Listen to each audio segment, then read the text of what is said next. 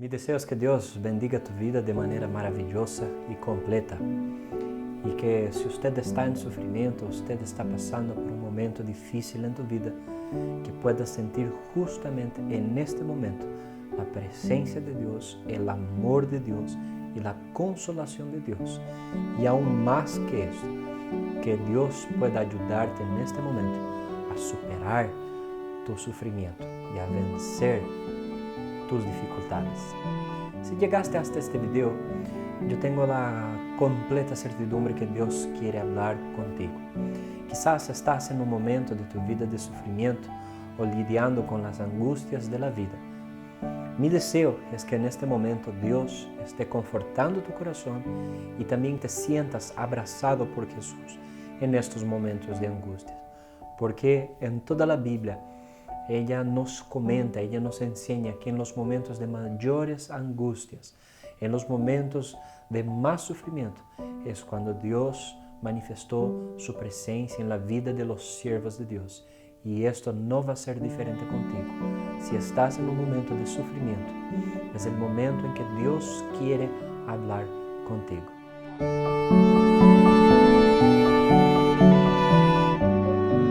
Mi querido, mi querida, que Dios bendiga de manera maravillosa tu vida. Te voy a pedir un favor antes de empezarmos este devocional, esta predicación, a que usted, por favor, dé un like en este video y también se inscriba en el canal para que nosotros podamos alcanzar más personas y bendecir la vida de más personas como lo estamos haciendo con usted. Si Dios toca en tu corazón, también te pediría que usted esté compartiendo este mensaje con quien crees que esté sufriendo en este momento. Mi amado, mi amada, en mi pensamiento, la segunda mayor lección de Jesús para nuestra vida, la mayor enseñanza de Jesús para nosotros es la oración. Fue la única pregunta de los discípulos sobre enseñanza a Jesús. Los discípulos no hablaron a Jesús, enséñame a predicar, enséñame a expulsar demonios. Los discípulos pidieron a Jesús, enséñanos a orar. Pero la segunda mayor lección de Jesús a sus discípulos es que Jesús los enseña a llorar. El lloro en nuestro contexto y ya en muchos otros contextos culturales da la expresión de debilidad, de impotencia, la impresión de que usted no puede con la situación. Y es justamente esto que el lloro significa. El niño llora mucho más que el adulto porque el niño es mucho más impotente que un adulto. Sin embargo, conforme los años van pasando, nosotros nos creemos o nos convertimos en personas más prepotentes. O sea, nosotros creemos que podemos con todas las cosas. Y el lloro es una manera de enseñarnos que nosotros no podemos. Hay cosas en nuestras vidas que nosotros no conseguimos lidiar, no conseguimos vencer. Y esta es una realidad que debemos adecuarnos porque es una realidad en nuestra vida. Hay cosas que huyen del control de nuestras manos. Sale de la potestad de nuestro ser. Por lo tanto, una de las mayores enseñanzas de Jesús, en mi entendimiento, la segunda mayor lección que Jesús dejó a sus discípulos es el llorar. El texto que leeremos hoy es Juan, capítulo 11, versículo 35, uno de los textos más cortos de la Biblia. Dice lo siguiente: Jesús lloró. Voy hasta repetir el texto para que usted entienda bien. Un versículo completo con dos palabras. Jesús lloró. Amado hermano, Jesús fue hombre, ¿ok? Él nunca dejó de ser Dios, pero la Biblia dice que Él se esvació. Él no utilizó el poder divino cuando estuvo en la tierra. Él literalmente abrió manos de su divinidad estando en la tierra. Él no utilizó de sus atributos divinos. Él era una persona como tú y yo. Y la Biblia nos comenta que Jesús ha llorado en la tierra por lo menos 3 veces. Llegó en 3 momentos en la vida de Jesús o en la historia de Jesús en que los autores bíblicos tuvieron la necesidad de decir que Jesús lloró. Por lo tanto, esto trae algunas enseñanzas muy profundas para nuestra vida. Jesús ha llorado por 3 motivos en las Escrituras. El primero es este texto que nosotros leímos, que Jesús ha llorado por la consecuencia de la muerte, por lo que la muerte causa a la humanidad, toda esta tristeza generada por la muerte.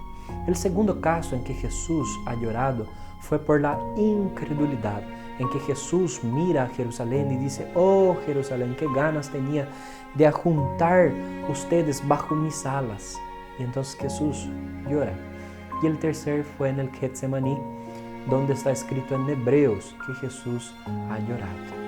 Entonces, el tercer motivo del lloro de Jesús fue los pecados. Por lo tanto, estas 3 causas del lloro de Jesús serán solucionados por su actuar. La muerte dejará de existir, el pecado dejará de existir y la incredulidad dejará de existir. Por lo tanto, Jesús realmente lloró por los verdaderos problemas de la humanidad. Jesús lloró porque nosotros pecamos y el sueldo, la paga del pecado es la muerte, y nosotros caminamos día tras día a la muerte. Y el tercer hecho del lloro de Jesús es sobre la incredulidad, porque la única salvación de la muerte, la única manera de huir del problema del pecado es creer en Jesús, y nosotros no creemos. Somos incrédulos. ¿Cuántas personas resisten a la predicación del Evangelio? Quizás sea tu caso. Quizás hoy estás con el corazón duro contra el Evangelio. Por lo tanto, Jesús lloró por tu vida. Jesús miró hacia usted y lloró, diciendo que no continúes en este trayecto. Entonces, quizás esta sea nuestra primera aplicación, que veamos nuestro corazón, que realmente entendamos que nosotros somos pasajeros acá en la tierra y necesitamos de una vida más santa, de una vida más cerca de Jesús. Y quizás estamos llenos de pecado y seamos incrédulos y tengamos que cambiar nuestro corazón y cambiar nuestra mente para creer verdaderamente en Jesús. Ahora, quiero entrar en el contexto del texto que hemos leído, trayendo más algunas aplicaciones para nuestra vida, que es todo el contexto del capítulo 11. Juan, el escritor de este libro, era una persona un poco más rebuscada en su lenguaje. Entonces, él utiliza algunos recursos que los otros autores bíblicos no utilizaban. Entonces, Juan utiliza la repetición para mostrar a nosotros lo que es importante en el texto, cuál es el mensaje que él quiere dejar para nosotros. Todo texto bíblico tiene un mensaje por detrás que tiene el punto central, y Juan quiere dejar esto muy, muy claro. El primer mensaje en el texto es que el texto de Juan nos presenta 3 veces que María estuvo a los pies de Cristo, y en 3 situaciones distintas. La primera vez que nosotros vemos está en el versículo 2 del texto, en el cual María está adorando al Señor. Entonces el versículo 2 en nuestra Biblia dice lo siguiente. María, la misma que ungió con perfume al Señor y le secó los pies con sus cabellos. Aquí es un momento en que María estaba adorando a Jesús. El segundo momento que habla sobre María a los pies de Jesús es cuando Jesús llega a Betania y María se lanza a los pies de Jesús después que Lázaro ha muerto. Entonces María estuvo a los pies de Jesús en adoración, estuvo a los pies de Jesús en momento de dolor y también estuvo a los pies de Jesús en momento de alegría, cuando ellos recibieron ellos a sus casas. Hasta hay aquel famoso texto de la pelea entre Marta y María, en que Marta llega a Jesús: Jesús, hable a María que venga a ayudarme. Y Jesús dice: Marta, Marta, ella está en lo mejor. ¿En dónde María estaba? María estaba a los pies de Jesús.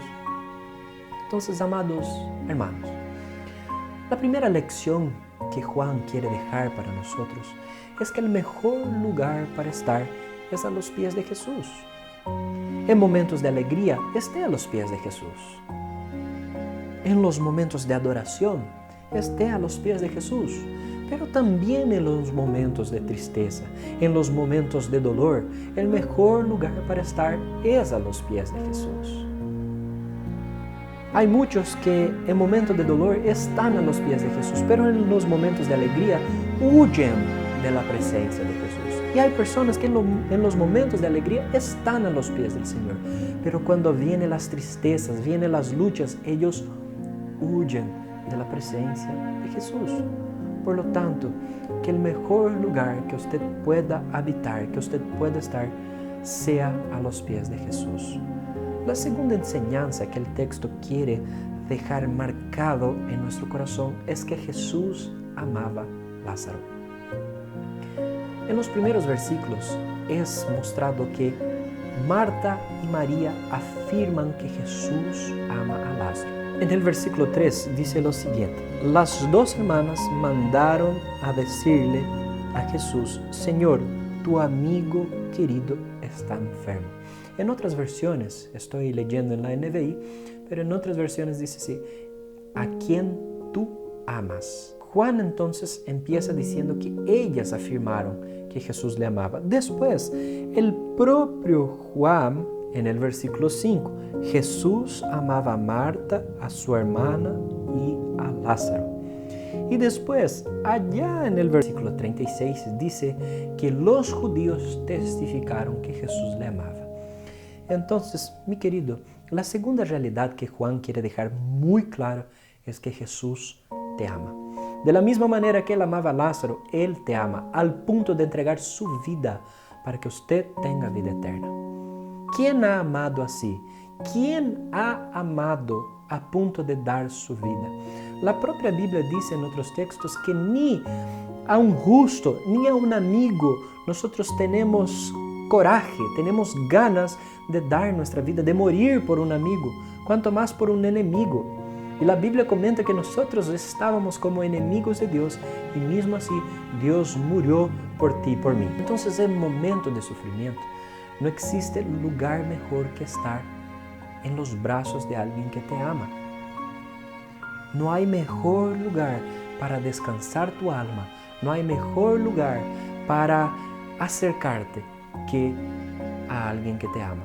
Y sabemos que Jesús te ama a tal punto que Él entregó tu vida para que usted tenga vida. Él murió para que usted tenga vida. Él sufrió para que usted tenga libertad. Entonces, mi querido, Dios te ama. Y es la segunda cosa que Juan quiere decir en tiempos de angustia. El tercer momento que deja muy claro el texto para nosotros es que el sufrimiento viene a cristianos y no cristianos.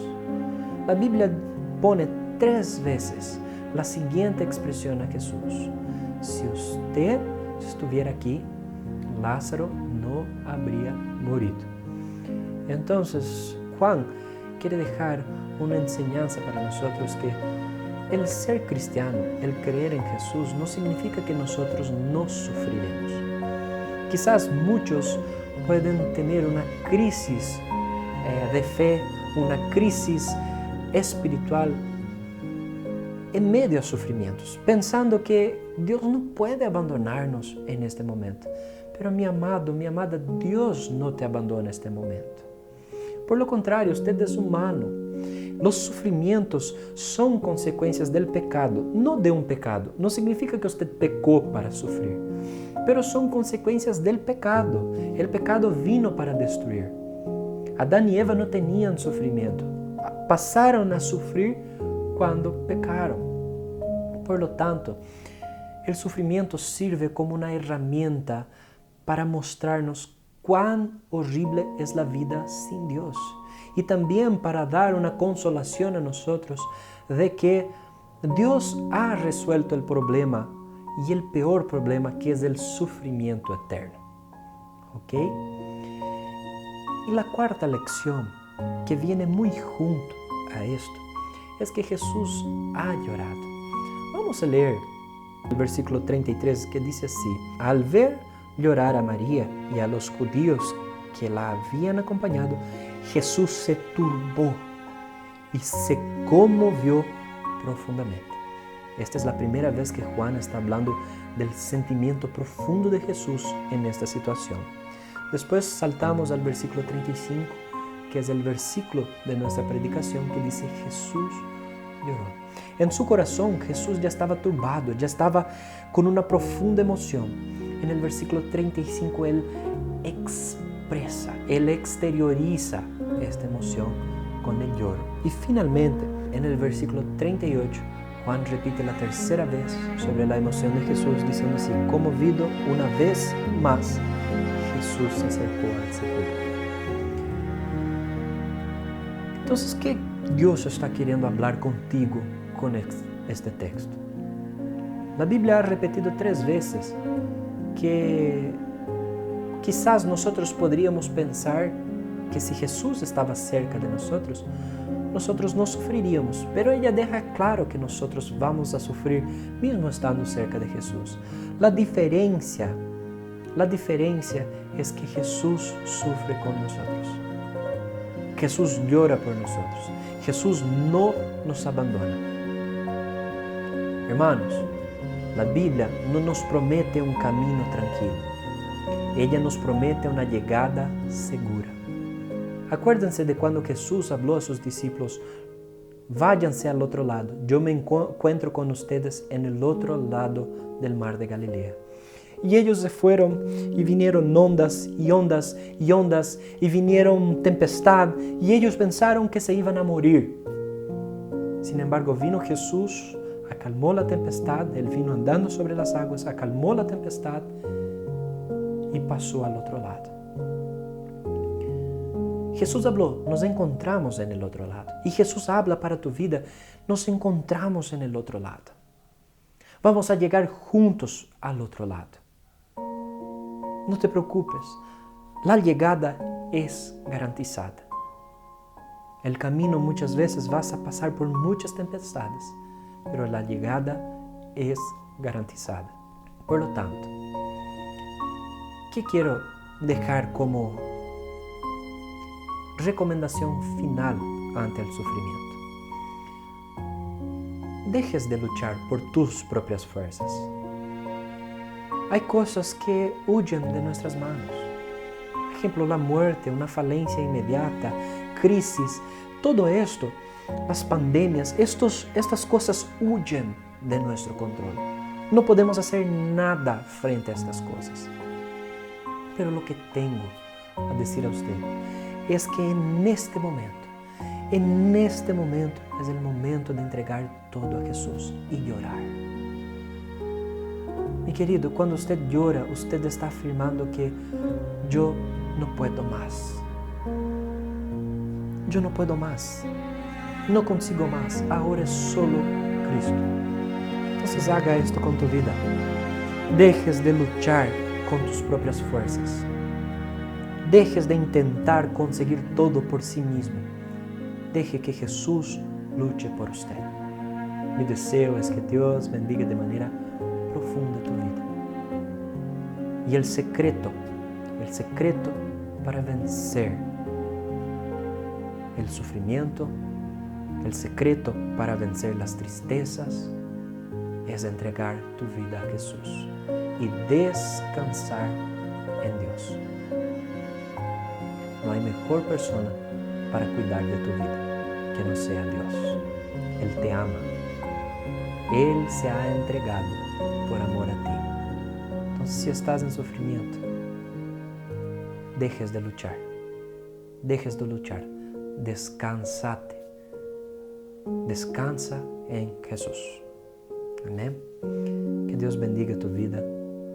Si este mensaje ha tocado tu corazón, comparta con quien necesita. Ponga en tus redes sociales.